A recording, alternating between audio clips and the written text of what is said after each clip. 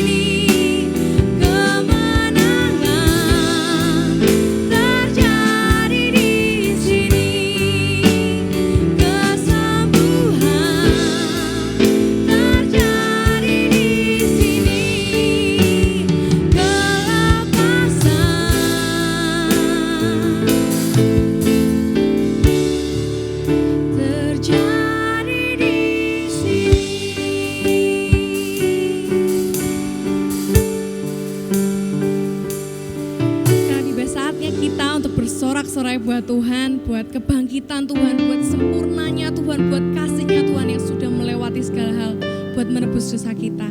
Mari kita satukan hati kita, mari kita berdoa.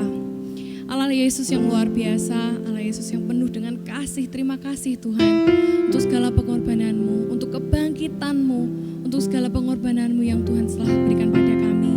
Terima kasih Tuhan, bukti kasih-Mu telah terus menguatkan kami. menjadikan kami lebih dari pemenang. Terima kasih Tuhan.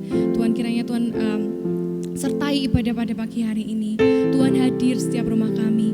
Berikan hadirat Tuhan. Biarlah sukacita yang hanya daripada-Mu boleh menyertai kami selama ibadah ini sampai hari-hari ke depan kami Tuhan. Terima kasih Tuhan, hanya dalam nama-Mu kami berdoa dan mengucap syukur. Mari kita bersama katakan amin. Mari kita rayakan Tuhan Yesus dengan segala kebangkitannya.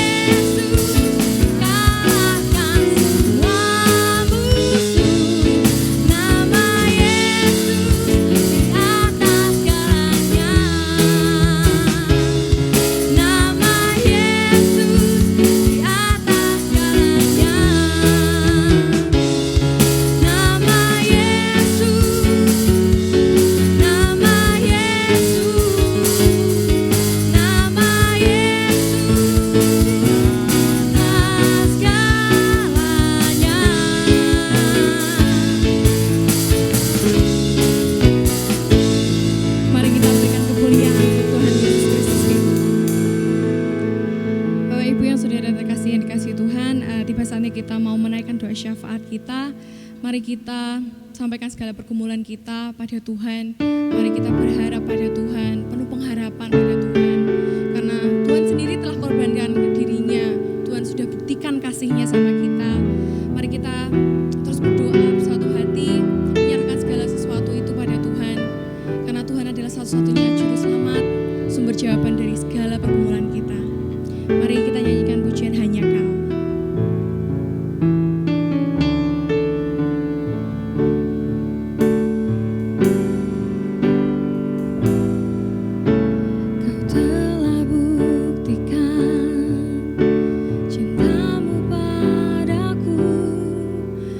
Membayarku dengan hidupmu, ku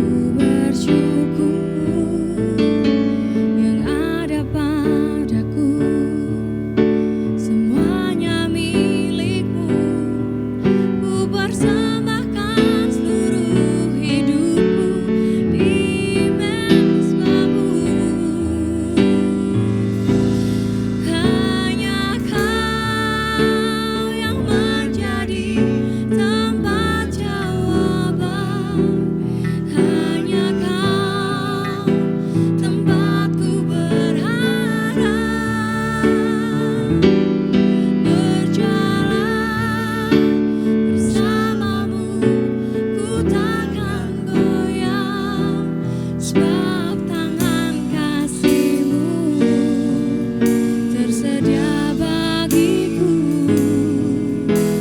selamanya Kau ku cinta. Kau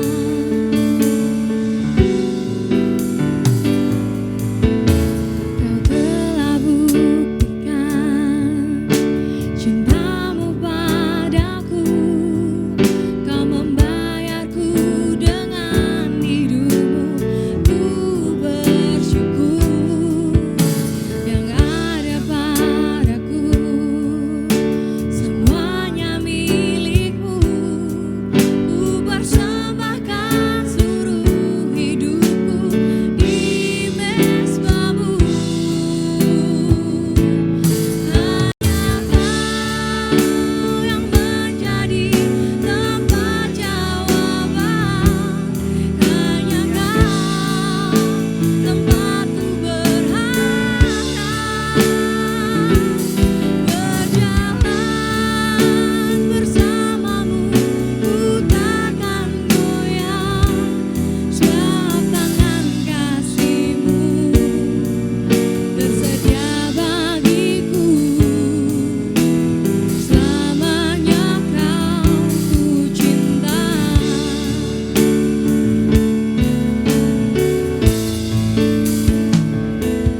Hanya Kau yang menjadi tempat jawaban, hanya Kau tempatku berharap.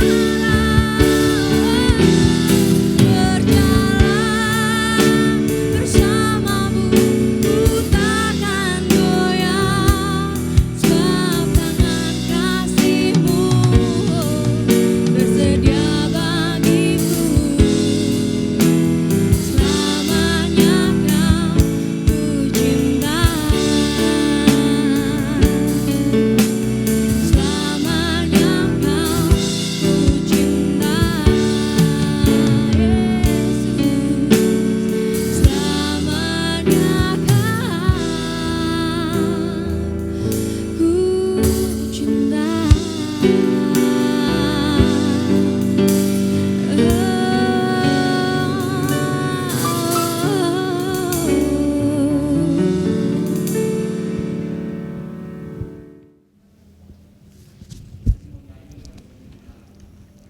Sidang jemaat yang dikasihi Tuhan Yesus Kristus, marilah kita menyatukan hati kita untuk mendukung doa-doa yang akan saya naikkan kepada Tuhan, dengan harapan cepat atau lambat Tuhan pun juga yang akan menjawabnya. Marilah kita masuk dalam doa syafaat. Segala puji syukur kami naikkan kepadamu Tuhan Yesus Kristus, Raja di atas segala raja, Allah kami yang telah bangkit dan hidup, Allah kami yang berkuasa di bumi dan di surga. Terima kasih Tuhan, kalau di hari raya Paskah ini Tuhan, kami boleh beribadah kepada Tuhan baik secara online di rumah-rumah, namun kami merasakan hadirat Tuhan ada di tengah-tengah umat-Mu, di tengah-tengah jemaat-Mu, baik di gereja, di seluruh dunia Tuhan. Bapa yang di surga, terima kasih Tuhan. Kami naikkan puji syukur dan terima kasih kepadamu. Kalau 6 hari lamanya Tuhan sudah bersama-sama dengan kami dalam segala aktivitas kami. Tuhan juga sudah menolong dan memberkati kami, baik perkara-perkara rohania dan juga perkara-perkara jasmania.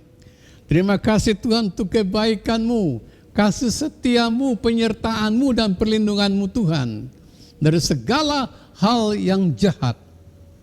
Terima kasih Tuhan, terima kasih. Kami berdoa juga Tuhan untuk gereja-Mu di sini dengan segala aktivitasnya.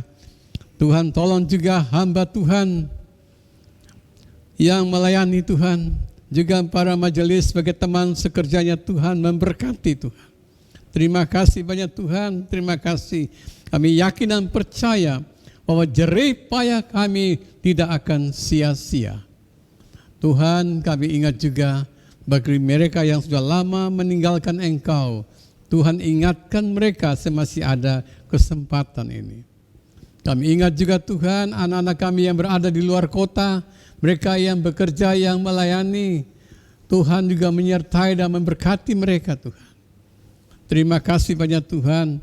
Kami ingat juga Tuhan sidang jemaat dengan segala masalah yang mereka hadapi, baik masalah ekonomi, masalah anak-anak, masalah kesehatan, masalah hari depan. Tuhan, terima kasih Tuhan, terima kasih. Kami percaya bahwa Tuhan tidak pernah meninggalkan kami. Bapa yang makasih, kami ingat juga Tuhan bagi mereka yang sudah lanjut usia juga, Tuhan juga memberikan kekuatan dan penghiburan pada mereka. Mereka yang sakit kami ingat juga Tuhan untuk Ibu Erni, juga Ibu Sparsi. Kami mohon Tuhan Engkau juga memberikan penghiburan dan kesegaran kekuatan yang dari surga, sehingga tiap-tiap hari mereka tetap bersyukur kepadamu Tuhan. Terima kasih banyak Tuhan, terima kasih. Kami berdoa juga Tuhan untuk gereja-gereja Tuhan yang mengadakan peringatan Paskah pada hari ini, baik di GKMI maupun juga di seluruh Indonesia bahkan seluruh dunia. Tuhan memberkati di mana hari kebangkitan Tuhan ini merupakan hari pengharapan bagi kami orang yang percaya akan Dikau Tuhan Yesus. Kami memiliki Allah yang hidup, Allah yang maha kuasa, yang tidak pernah berubah dulu sekarang sampai selama-lamanya. Bapa yang makasih, terima kasih Tuhan. Kami berdoa juga Tuhan untuk pekabaran Injil di mana-mana tempat, melalui radio, televisi, juga melalui kaki-kaki yang bawa Injil, melalui lembaga-lembaga Kristiani. Kami mohon Roh Kudus hidupkan firman-Mu sehingga banyak orang yang percaya akan Dikau. Terima kasih Tuhan. Hamba-hamba Tuhan yang menderita, Tuhan hiburkan mereka. Tuhan cukupkan juga kebutuhan mereka. Terima kasih banyak Tuhan, terima kasih. Kami berdoa juga Tuhan Yesus Kristus, pekabaran Injil melalui radio, televisi, Tuhan juga berkati hamba-hamba-Mu yang dengan setia melayani Engkau.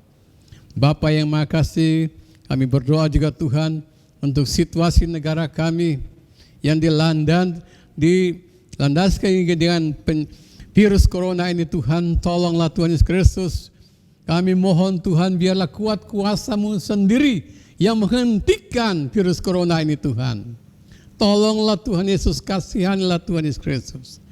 Biarlah dengan virus corona ini Tuhan, supaya umat manusia sadar akan dosa-dosanya dan bertobat datang kepada Tuhan.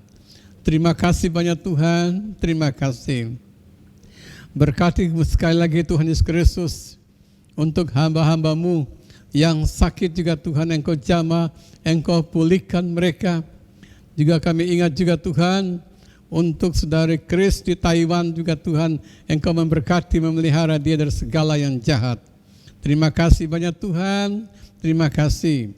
Kami berdoa juga Tuhan untuk pemerintah kami, baik presiden, wakil presiden, juga para anggota DPR, para gubernur, bupati, camat, mereka yang dipercayakan untuk menjalankan pemerintahan ini supaya diberi rasa takut akan Tuhan demi kesejahteraan masyarakat Indonesia dari Sabang sampai Merauke. Terima kasih banyak Tuhan, terima kasih. Kami berdoa juga Tuhan untuk gereja-gereja yang sulit membangun rumah ibadah. Tuhan tolong juga berbagai pihak dari pemerintah juga untuk dapat menolong mereka. Terima kasih banyak Tuhan, terima kasih. Bapa yang makasih, kami berdoa juga Tuhan Yesus Kristus untuk hamba-hamba-Mu yang sungguh-sungguh bergumul dengan masalah hari depan mereka. Tuhan tolong mereka untuk terus mengandalkan Tuhan yang mempunyai segala-galanya. Terima kasih banyak Tuhan, terima kasih Tuhan. Jika sebentar lagi kami akan mendengar akan firman Tuhan melalui hamba-Mu Bapak Pendeta Muria Ali, kami mohon Tuhan Yesus Kristus urapi hamba-Mu agar tiap-tiap kebenaran firman Tuhan sungguh-sungguh mendapat tempat dalam hati kami. Firman Tuhan yang boleh mengajar kami, mengingatkan kami, menegur kami, bahkan menguatkan iman percaya kami di zaman akhir ini Tuhan. Terima kasih banyak Tuhan, terima kasih. Puji syukur kami naikkan kepadamu ya Tuhan Yesus Kristus untuk semua doa-doa yang kami naikkan kepadamu, yang kami alaskan di dalam nama Tuhan kami Yesus Kristus yang sudah mengajarkan kami berdoa. Bapa kami yang di surga, dikuduskanlah namamu, datanglah kerajaanmu, jadilah kehendakmu di bumi seperti di surga. Berikanlah kami pada hari ini makanan kami yang secukupnya, dan ampunilah kami akan kesalahan kami, seperti kami juga mengampuni orang yang bersalah pada kami. Dan janganlah membawa kami dalam pencobaan, tetapi lepaskanlah kami daripada yang jahat, karena Engkaulah yang mempunyai kerajaan dan kuasa dan kemuliaan sampai selama-lamanya. Amin. Tuhan Yesus boleh mati dalam keadaan yang terhina di atas kayu salib, tapi hari ini dan terus selamanya Dia telah bangkit jadi seorang raja, raja yang akan memerintah terus, raja yang akan penuh menunjukkan kasih-Nya untuk kita. Mari kita nyanyikan pujian Kaulah Tuhan, Kaulah Raja.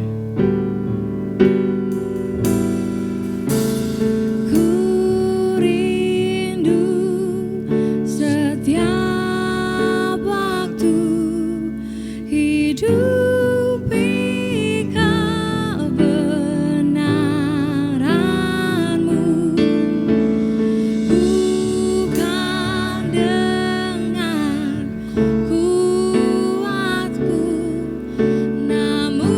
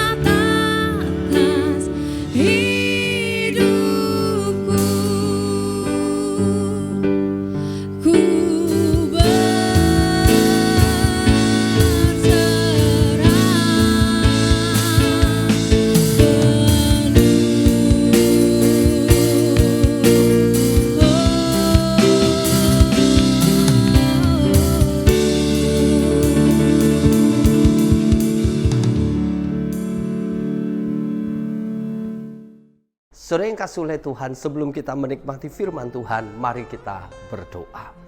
Bapa di sorga, saat ini kami mohon lawatan-Mu di dalam ibadah Paskah kami Tuhan. Biarlah setiap kami yang ada di hadapan Tuhan, sekalipun melalui media virtual, sekalipun hanya dibatasi oleh layar kaca, tapi kami mau sungguh ada di hadapan Tuhan, menikmati kasih Tuhan, menikmati ibadah ini. Dan kami percaya Bapa, firman Tuhan yang akan kami ikuti melalui media virtual ini boleh sungguh memberkati kami. Dan kami mengundang Roh Kudus untuk hadir di setiap kami yang sedang menyaksikan dan mengikuti firman Tuhan ini. Dalam nama Tuhan Yesus Kristus, kami siap untuk menerima lawatan-Mu Tuhan. Haleluya. Amin. Saudara yang kasih oleh Tuhan, ketaatan yang menghidupkan. Itulah tema firman Tuhan di hari Paskah ini. Ketaatan yang menghidupkan. Saya ambil dari Filipi pasal 2 ayat 8. Mari kita akan menikmati firman Tuhan ini. Mari kita akan mengikuti pembacaan firman Tuhan yang saya hanya ambil dari satu ayat di Filipi pasal 2 ayat 8. Demikian bunyi firman Tuhan.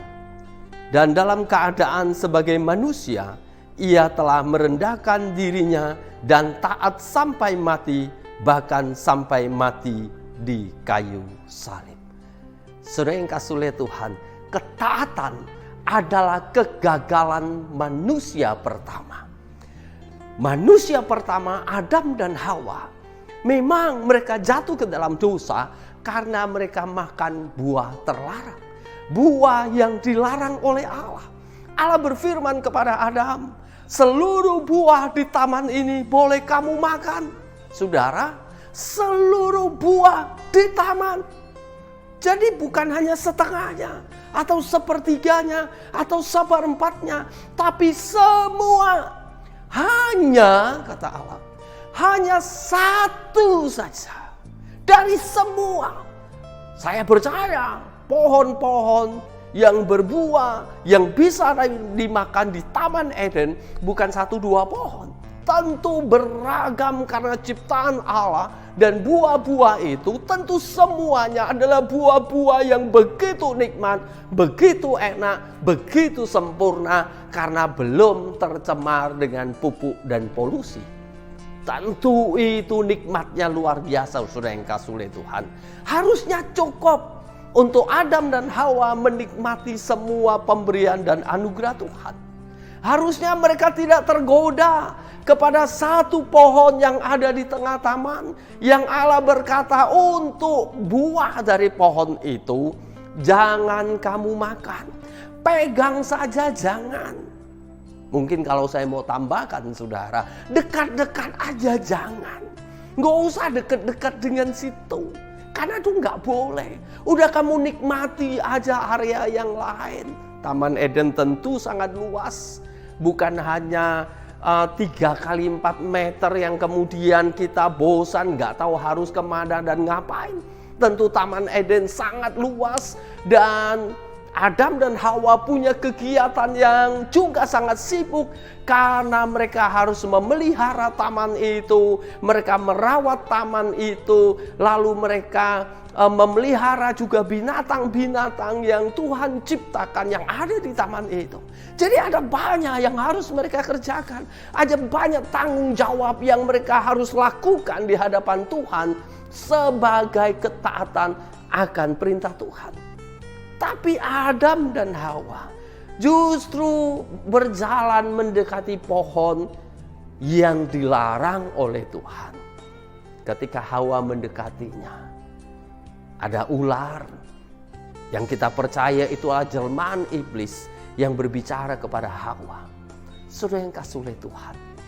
Jadi sekali lagi, bukan masalah makan buah itu yang menjadi berdosa. Tapi ketidaktaatan terhadap perintah Tuhan, ketidaktaatan terhadap firman Tuhan, itu yang membuat mereka berdosa di hadapan Tuhan.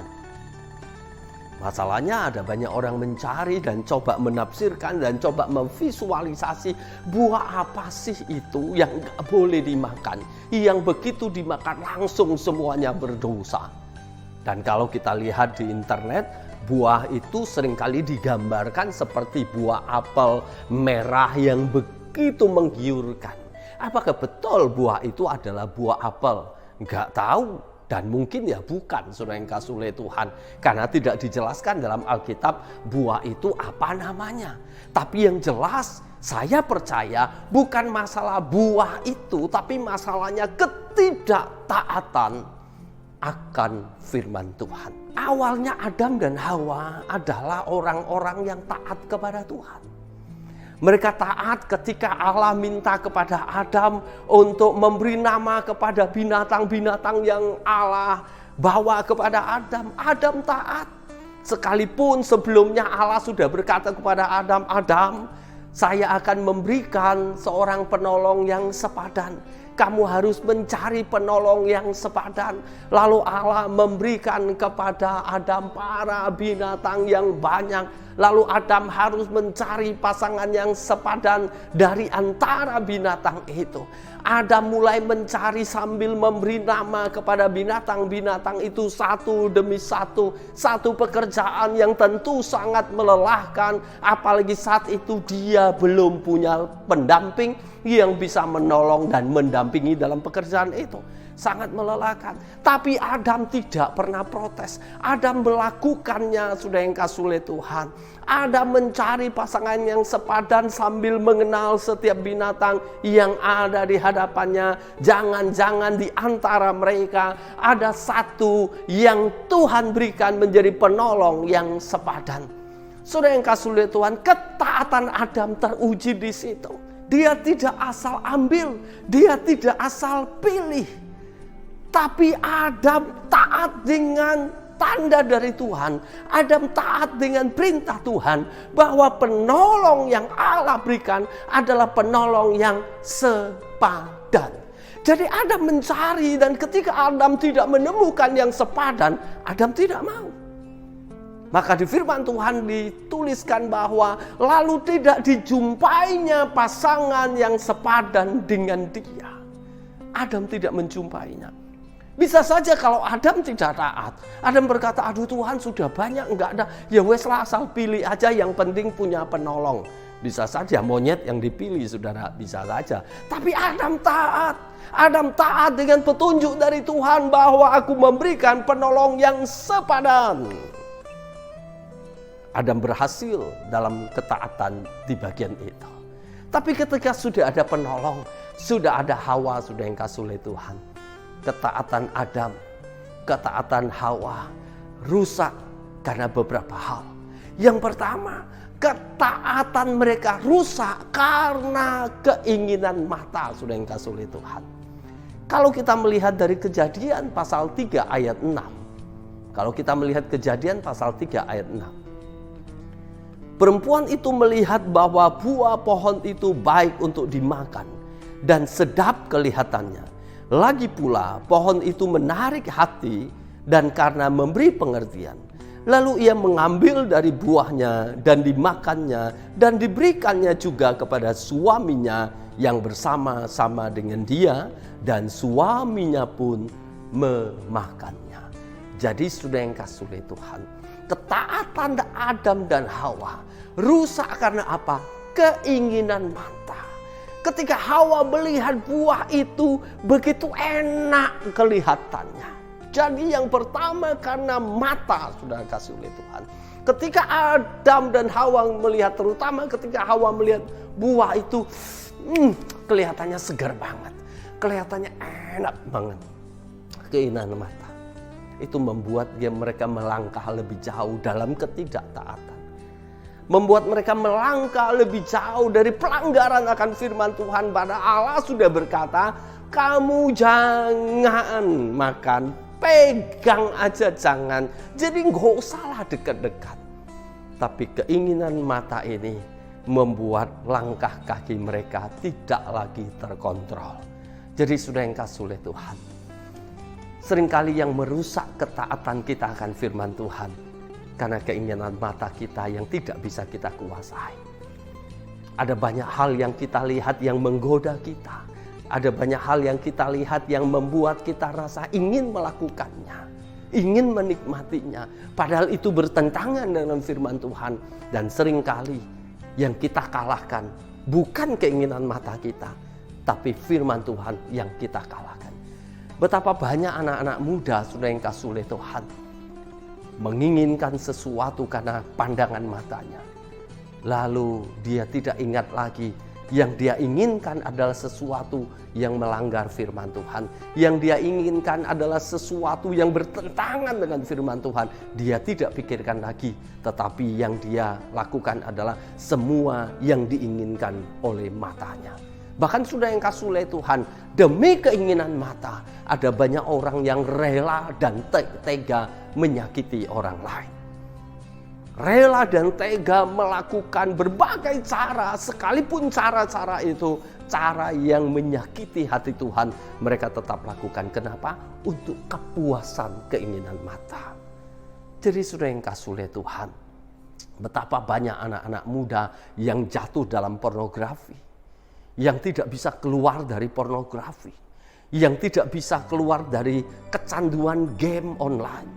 Kenapa sudah yang kasih oleh Tuhan? Karena keinginan mata. Mereka ingin terus melihat dan menikmati. Sekalipun mereka tahu apa yang mereka lihat, apa yang mereka nikmati, itu menyakiti hati Tuhan. Tapi mereka tidak peduli, saudara. Kenapa?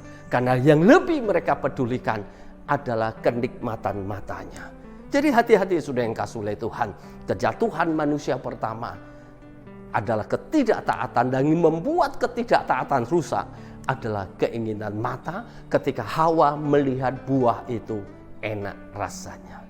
Lalu kemudian yang merusak ketaatan yang kedua adalah mengejar kepuasan hati. Jadi Hawa merasa memberi pengertian. Ada kepuasan hati yang didambakan oleh Hawa, sudah yang kasih oleh Tuhan. Sehingga ketika dia bisa makan buah ini, dia merasa puas. Ada satu keinginan yang lebih, saudara, yang tidak terkontrol, yang tidak lagi berjalan dalam koridor firman Tuhan. Hati-hati, ketika kita tidak bisa menguasai keinginan mata, demikian juga kepuasan hati, saudara. Padahal ketika di hadapan Tuhan, ketika membaca firman Tuhan, ketika menikmati hari-hari bersama Tuhan, harusnya kita puas. Tapi ada banyak orang yang tidak puas. Kenapa? Karena menginginkan lebih, lebih, dan lebih. Maka ada banyak orang yang tidak bisa mengucap syukur dalam hidupnya, karena tidak pernah bisa berkata cukup. Selalu mengejar kepuasan hati. Dia selalu merasa ada yang kosong dalam hatinya. Dia selalu merasa ada yang kurang dalam hatinya. Bahkan ada banyak anak-anak remaja, bahkan keluarga-keluarga yang gagal menjaga kesetiaan dalam rumah tangga. Kenapa? Karena mereka tidak bisa menjaga kepuasan hati. Selalu merasa kurang. Ada anak remaja yang sudah punya pacar, lalu masih menginginkan yang lain. Ada keluarga yang sudah punya pasangan, tapi masih menginginkan yang lain. Karena kepuasan hati. Karena mereka selalu merasa kurang, selalu merasa ada yang kosong dalam hatinya. Yang kosong dalam hatinya adalah kasih karunia Tuhan. Kalau kasih Allah memenuhi hati kita, kalau kasih Allah itu melingkupi hati kita, maka sudah yang kasih Tuhan, percayalah hatimu akan penuh dengan ucapan syukur. Kenapa hatimu merasa kosong? Kenapa engkau selalu mencari sesuatu untuk memuaskan hatimu? Bisa jadi belum ada kasih Kristus dalam hatimu, dan kasih Kristus itu baru engkau kenal sebatas pemahaman, sebatas pengertian, tapi belum engkau alami dalam hidupmu yang namanya kasih Kristus. Ada banyak orang Kristen, banyak remaja Kristen, banyak anak-anak muda Kristen, bahkan banyak keluarga-keluarga Kristen yang mereka tahu tentang kasih Kristus. Mereka tahu bagaimana Yesus disalibkan, mereka tahu bagaimana pengorbanan di atas kayu salib, tapi mereka tidak pernah mengalami yang namanya kasih Kristus. Kalau orang yang belum pernah mengalami kasih Kristus, mereka belum pernah mengalami bagaimana hidupnya berlimpah oleh kasih, orang itu tidak mungkin bisa mengasihi dengan baik. Mungkin ada banyak orang yang bisa mengasihi sahabatnya, tetapi saya katakan itu bukan kasih. Karena kasih-kasih yang semacam itu adalah kasih yang menginginkan sesuatu. Ada udang di balik batu, sudah yang kasih oleh Tuhan. Dia mengasihi sahabatnya karena sahabatnya begitu baik sama dia. Coba satu kali sahabatnya tidak lagi baik sama dia, selesai. Mereka yang awalnya adalah sahabat yang sangat baik bisa tiba-tiba menjadi musuhan, menjadi musuh yang luar biasa. Jadi Bapak Ibu, jadi sudah yang kasih oleh Tuhan, mari kita mau alami kasih Kristus dalam hati kita. Kita mau alami kasih Kristus yang memenuhi hidup kita. Supaya kita bisa mengasihi siapapun di sekitar kita dengan kasih yang tulus. Dan kita tidak pernah merasa kosong dalam hati kita. Sekalipun mungkin kita bukan dari keluarga yang utuh. Kita bukan dari keluarga yang harmonis. Kita bukan dari keluarga seperti keluarga-keluarga yang ada di dalam drama-drama Korea. Bukan itu, sudah yang kasih oleh Tuhan. Kita dari keluarga yang mungkin tidak sebaik seperti di dunia dongeng, tetapi hati kita tidak kosong oleh kasih sayang. Kenapa? Karena hati kita dipenuhi oleh kasih Kristus. Nah, hati yang dipenuhi oleh kasih Kristus adalah hati yang mampu mengasihi, sudah yang kasih oleh Tuhan. Kita tidak perlu lagi melakukan sesuatu yang melanggar firman Tuhan demi kepuasan hati. Hawa, Adam gagal di bagian itu. Ketaatan mereka rusak karena kepuasan hati yang selalu mereka kejar. Dan yang ketiga, saudara, ketaatan rusak karena keserakahan. Saya katakan tadi bahwa di Taman Eden Allah sudah memberikan segala macam buah-buah yang boleh mereka makan. Saya percaya buah-buah itu tidak akan pernah habis mereka makan seumur hidupnya. Dengan tidak perlu mereka makan buah dari pohon pengetahuan baik dan buruk. Tidak perlu mereka makan buah dari pohon itu, buah dari pohon yang lain itu tidak akan pernah habis mereka makan. Tapi mereka jatuh dalam hal apa? Keserakahan. Mereka sudah punya banyak tapi tetap menginginkan yang satu itu.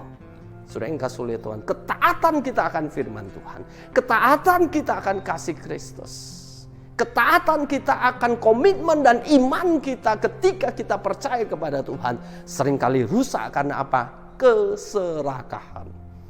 Kita menjadi orang-orang yang serakah. Kita menjadi orang-orang yang tidak bisa mengucap syukur dalam hidup kita. Kita selalu menginginkan lebih. Ada seorang anak kecil yang dia membawa 2 keping uang 500-an. Jadi 500 dia punya uang 1000. Lalu anak kecil ini membawa 2 keping itu, dia berjalan berlari mau beli permen, sudah yang kasih oleh Tuhan. Di tengah jalan salah satu keping dari uang yang dia bawa ini jatuh gelinding dan masuk dalam got. Lalu anak ini dia berhenti depan got, lalu dia menangis karena got itu tertutup dan dia tidak bisa mengambil salah satu koinnya. Dan permen yang dia mau beli itu harganya 1000. Dia nggak bisa datang dan bawa 500, nggak cukup, dia nggak bisa dapat permen itu. Permen itu 1000. Dan dia berdiri di depan got sambil menangis. Datanglah seorang bapak mendekati bapak ini berkata, "Dek, kenapa? Kamu nangis kenapa?" "Ya om, uang saya jatuh." "Loh, uang kamu jatuh? Berapa yang jatuh?" 500. "Oh ya sudah." Si bapak ini kasihan karena melihat anak ini menangis begitu sedih. Lalu dia mengambil, pas di kantongnya ada uang koin 500 rupiah. Lalu dia kasihkan anak ini, "Sudah, gak usah nangis ya, ini om gantikan." Lalu anak ini dapat, "Makasih ya om." Harusnya anak ini senang kan? Harusnya dia bersyukur. Tapi yang terjadi, anak ini menangis lagi semakin keras. Lalu si bapak ini kaget, "Duh, nak, Kan sudah cukup uangnya, kenapa nangis lagi? Ya Om, coba kalau nggak hilang. Uang saya kan udah 1.500. Saudara, keserakahan dimulai dari sejak kecil ternyata. Dia sudah digantikan, tapi dia tetap menangisi apa yang tidak ada di tangannya. Dia tetap menginginkan apa yang tidak ada di tangannya. Sudah yang kasih oleh Tuhan, itu yang namanya keserakahan. Karena keinginan kita kadang lebih, kita tidak bisa mengucap syukur apa yang sudah kita ada. Karena kita selalu melihat apa yang tidak ada. Saudara, harapan boleh, semangat boleh. Tapi jangan lupa mengucap syukur dengan apa yang ada hari ini. Jangan sampai kita melihat hidup kita selalu kurang karena melihat hidup orang lain yang lebih. Mari kita mau lihat hidup kita adalah hidup yang diberkati oleh Tuhan. Hari-hari kita adalah hari-hari yang diberkati oleh Tuhan. Jangan sifat serakah itu menghinggapi kita sehingga kita tidak pernah merasa cukup. Jadi sudah yang kasih oleh Tuhan, keserakahan menghancurkan ketaatan. Ada banyak orang menghalalkan segala cara demi apa? Keserakahannya. Demi kepuasan atas keserakahannya. Yang saya katakan, keserakahan tidak akan pernah puas. Keserakahan tidak akan pernah cukup. Dikasih berapapun, dia selalu merasa kurang. Kenapa? Karena keserakahan itu seperti lautan luas. Yang berapapun air yang dimasukkan di dalam laut itu tidak akan pernah cukup. Jadi hati-hati dengan sifat keserakahan kita. Jangan sampai keserakahan itu menghancurkan ketaatan kita. Dan ingat, ketaatan itu adalah dosa pertama umat manusia. Ketaatan juga rusak ketika kita mengabaikan firman Tuhan. Kita sudah tahu firman Tuhan, kita sudah tahu kebenaran firman Tuhan. Bahkan setiap hari mungkin kita membaca firman Tuhan, kita mendengar firman Tuhan dari berbagai media. Tapi kita mengabaikan semua firman Tuhan itu. Kenapa? Karena ketidaktaatan kita. Kita mengabaikan semua itu. Kita lebih mengikuti keinginan hati kita. Kita lebih mengikuti keinginan mata kita. Kita lebih mengikuti keserakahan kita daripada kebenaran firman Tuhan. Kebenaran firman Tuhan hanya menjadi satu pengetahuan bagi kita, tapi tidak menjadi penghayatan dalam hidup kita. Tidak menjadi pelita bagi setiap langkah kita. Jadi sudah yang kasih oleh Tuhan, mari hari ini firman Tuhan bukan hanya menjadi pengetahuan yang memenuhi otak kita, tapi firman Tuhan harus menjadi pelita bagi setiap langkah kita. Firman Tuhan harus menjadi cermin yang selalu membuat kita mampu melihat diri kita di hadapan Tuhan, benar atau salah. Sudah yang kasih oleh Tuhan, Adam pertama gagal untuk melakukan ketaatan di hadapan Tuhan. Dan kegagalan itu diperbaiki oleh Adam kedua. Siapa Adam kedua? Mari kita baca dari 1 Korintus pasal 15 ayat 45. Seperti ada tertulis, manusia pertama, Adam menjadi makhluk yang hidup, tetapi Adam yang terakhir menjadi roh yang menghidupkan. Adam yang kedua adalah Yesus Kristus. Allah menjadi manusia dalam diri Yesus Kristus. Jadi bukan manusia yang menjadi Allah. Ada banyak persepsi yang salah melihat tentang iman Kristen. Ada banyak orang yang menganggap orang Kristen adalah orang-orang yang sesat. Kenapa? Menjadikan manusia sebagai Tuhan. Karena Yesus adalah manusia, lalu kita memanggil Yesus sebagai Tuhan, lalu kita mentuhankan manusia. Itulah kesesatannya. Sudah yang kasih oleh Tuhan, jangan dibalik. Kenyataan yang sesungguhnya bukan manusia yang menjadi Allah, tapi Allah yang menjadi manusia di dalam diri Yesus Kristus. Jadi itu kebenarannya. Mengapa kita menyembah Yesus sebagai Tuhan? Karena memang dia Tuhan, dia Allah pada mulanya. Bahkan sebelum dia ada di dunia ini, Yesus sudah ada di dalam keberadaannya sebagai Allah. Dan dia meninggalkan keberadaannya itu untuk menjadi manusia. Demi apa? Demi untuk menyelesaikan misi yang Allah berikan kepada manusia pertama, Adam dan Hawa. Misi apa? Misi ketaatan. Jadi Yesus melanjutkan misi yang belum diselesaikan oleh manusia, yaitu ketaatan. Yesus, dia lahir di kandang. Dia besar, dia melayani. Dan kita lihat saudara yang kasih oleh Tuhan, Jumat Agung dan Paskah adalah bukti ketaatan Yesus sebagai manusia. Bahkan ayat yang kita bacakan berkata bahwa Yesus sebagai manusia telah taat sampai mati. Bahkan sampai mati di kayu salib. Jadi Yesus, dia sebagai manusia, dia menyelesaikan misi yang Allah berikan kepada manusia, yaitu ketaatan. Dan Yesus berhasil untuk menyelesaikan itu. Sehingga ada jalan keselamatan bagi setiap manusia. Karena misi yang Allah berikan komplit, sudah yang kasih oleh Tuhan. Yesus melakukan apa yang seharusnya dilakukan oleh Adam yang pertama, yaitu taat. Yesus ketika di Taman Getsemani, Yesus berdoa. Yesus sekalipun manusia biasa, dia adalah Allah. Dia tahu, karena dia Allah yang maha tahu. Dan dia tahu apa yang akan dia hadapi di depan, di dalam tubuh manusianya, yaitu salib dan penyiksaan. Di dalam tubuh manusianya, Yesus juga merasakan ketakutan akan penderitaan yang begitu luar biasa. Saudara, tidak enak memang ketika kita diberikan pengetahuan akan hari esok. Seperti yang dicari-cari oleh Hawa. Karena iblis menggoda Hawa, iblis berkata, kalau kamu makan buah ini, kamu akan tahu apa yang belum terjadi. Kamu akan punya pengetahuan seperti Allah. Nah, seringkali kita manusia juga pengen seperti itu. Maka ada banyak kita yang datang untuk meramal nasib, menghitung nasib, untuk mencari apa yang terjadi di hari esok, bagaimana kehidupan kita dan sebagainya. Kita tergoda untuk cari itu. Padahal itulah yang membuat Adam dan Hawa jatuh ke dalam dosa. Kenapa Allah menutupi hari esok dari pengetahuan kita?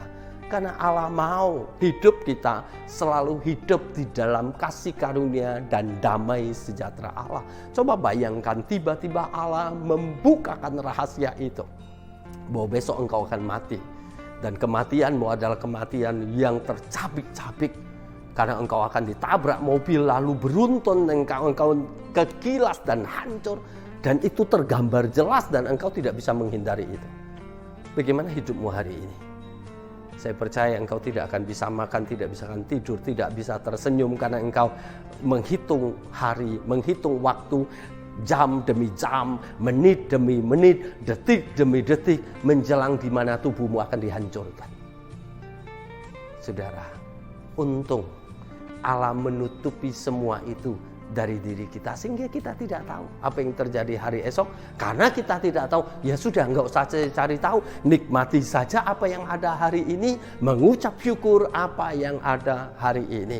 Memang kita perlu berdoa untuk hari esok, mempersiapkan segala sesuatu untuk hari esok, tapi apa yang terjadi itu dalam rahasia Allah.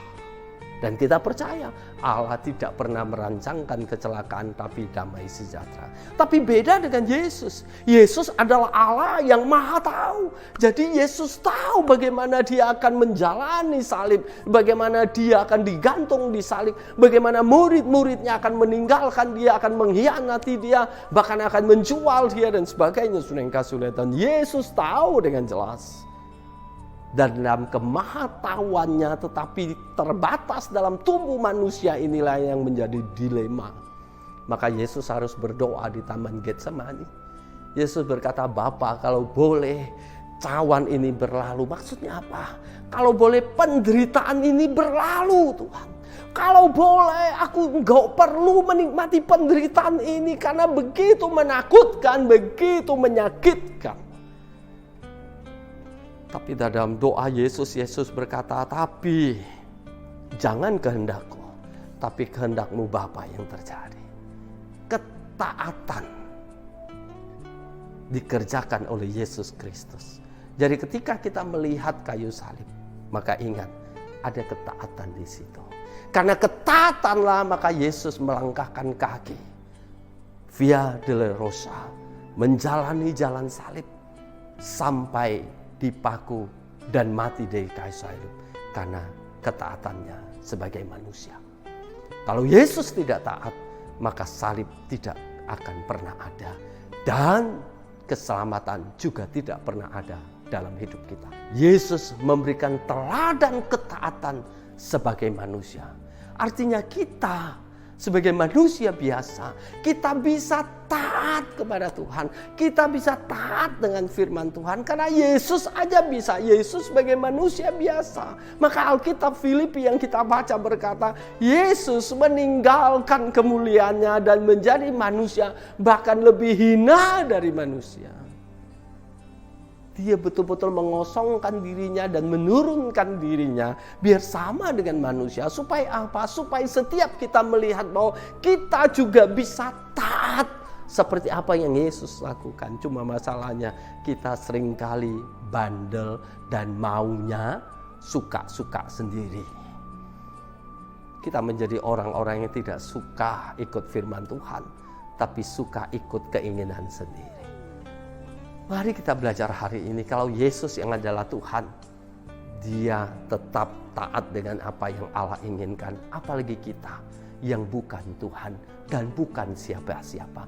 Masa kita tidak taat? Masa kita merasa kita lebih hebat dari Yesus? Janganlah demikian.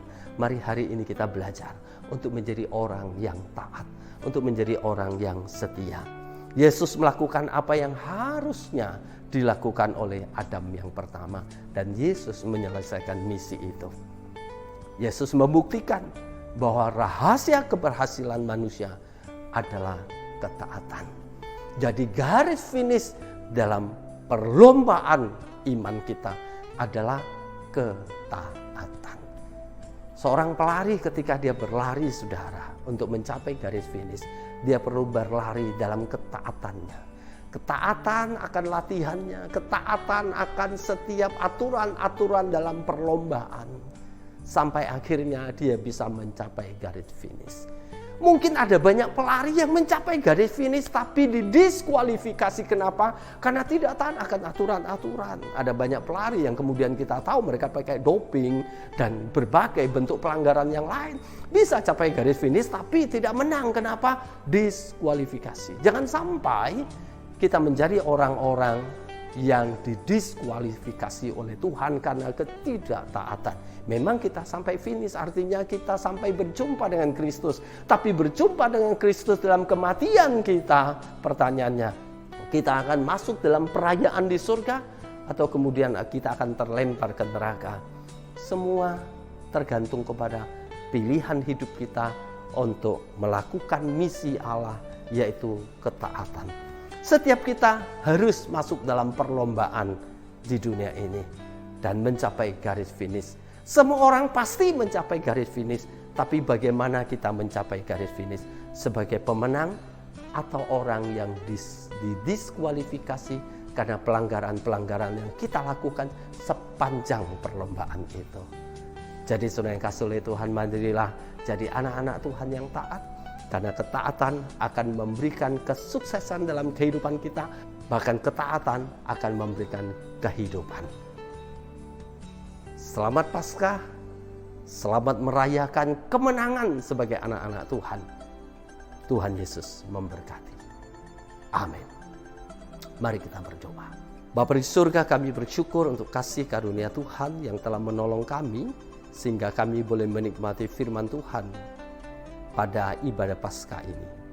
Biarlah Bapa, firman Tuhan yang sudah melawat kami, mengingatkan kami untuk menjadi orang-orang yang setia, orang-orang yang taat, karena kami tahu ketaatan adalah misi yang Allah berikan kepada manusia pertama yang gagal Kemudian kami harus melanjutkan misi ini dan menyelesaikan misi ini hidup dalam ketaatan kepada Allah. Ajarlah kami Bapa menjadi anak-anak Tuhan yang taat dalam segala hal kepada firman Tuhan. Dalam nama Tuhan Yesus Kristus kami ucap syukur dan berdoa. Haleluya. Amin.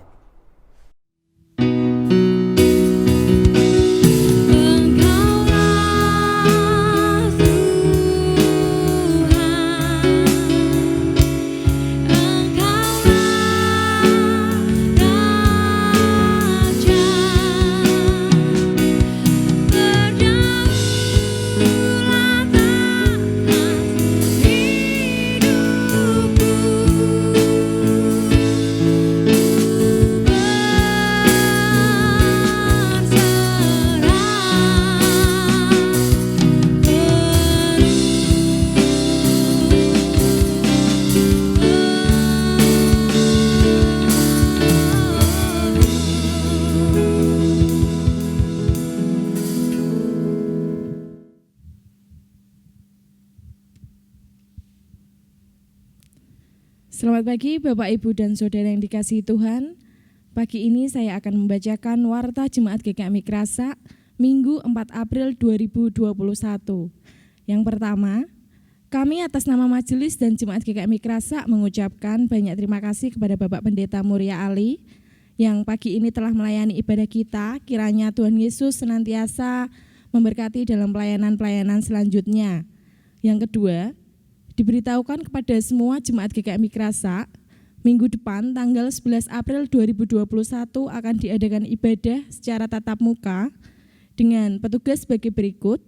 Untuk liturgus Bapak Marianto, untuk pengkhotbah Bapak Pendeta Muda Arson Muskita, untuk doa syafaat Ibu Wawa, warta jemaat Ibu Ida, LCD Saudari Clara. Dan diimbau bagi Bapak Ibu semua yang kurang enak badan atau kurang fit dapat mengikuti ibadah secara online, dan bagi Bapak Ibu yang menghadiri ibadah tetap diimbau untuk tetap mematuhi protokol kesehatan. Yang ketiga, kami mengucapkan selamat ulang tahun bagi Bapak Ibu yang dalam minggu ini sedang berulang tahun, khususnya tanggal 2 April Ibu Susi, tanggal 3 anak Syana. Kiranya panjang umur, sehat selalu, Tuhan Yesus memberkati. Kemudian selanjutnya kami atas nama Majelis dan Jemaat GKMI Krasa mengucapkan banyak terima kasih bagi Bapak, Ibu, dan Saudara yang pagi ini telah ambil bagian. Kiranya Tuhan Yesus memberkati pelayanan Bapak, Ibu semua. Dan juga kami mengucapkan terima kasih bagi Bapak, Ibu yang telah memberikan persembahan pada pagi hari ini. Kiranya Tuhan Yesus senantiasa memberkati dalam usaha dan pekerjaan Bapak Ibu semua. Dan kami juga mengucapkan selamat Paskah buat Jemaat GKMI Krasa. Biarlah Paskah ini menjadi Paskah yang Bapak Ibu diberkati semua dan menjadi pribadi yang lebih baru dan menjadi lebih baik lagi. Tuhan Yesus memberkati. Dan yang terakhir, kami tetap mengimbau kepada Bapak Ibu semua untuk tetap mematuhi protokol kesehatan, tetap memakai masker, jaga jarak, dan hindari kerumunan. Terima kasih, Tuhan Yesus memberkati.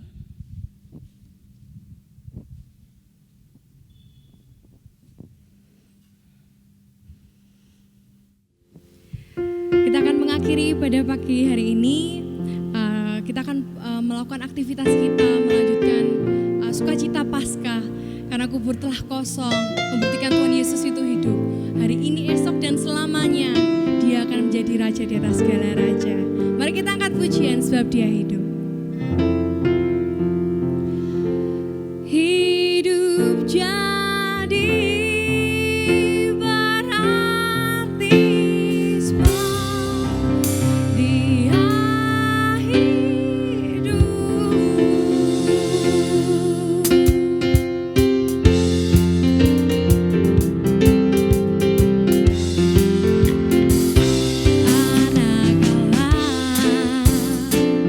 Yesus namanya menyembuhkan.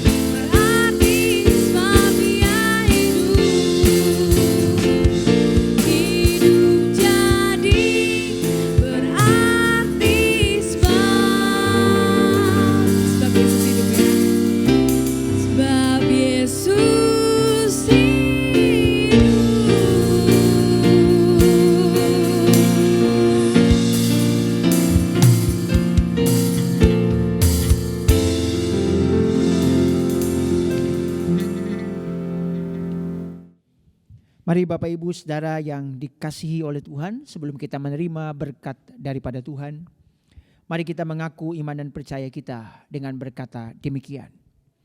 Aku percaya kepada Allah Bapa yang Maha Kuasa halik langit dan bumi, dan kepada Yesus Kristus anaknya yang tunggal Tuhan kita, yang dikandung daripada Roh Kudus, lahir dari anak darah Maria, yang menderita sengsara di bawah pemerintahan Pontius Pilatus, disalibkan, mati dan dikuburkan, turun ke alam maut. Pada hari yang ketiga bangkit pula dari antara orang mati, naik ke surga, duduk di sebelah kanan Allah Bapa yang Maha Kuasa. Dan dari sana ia akan datang kembali untuk menghakimi orang yang hidup dan yang mati.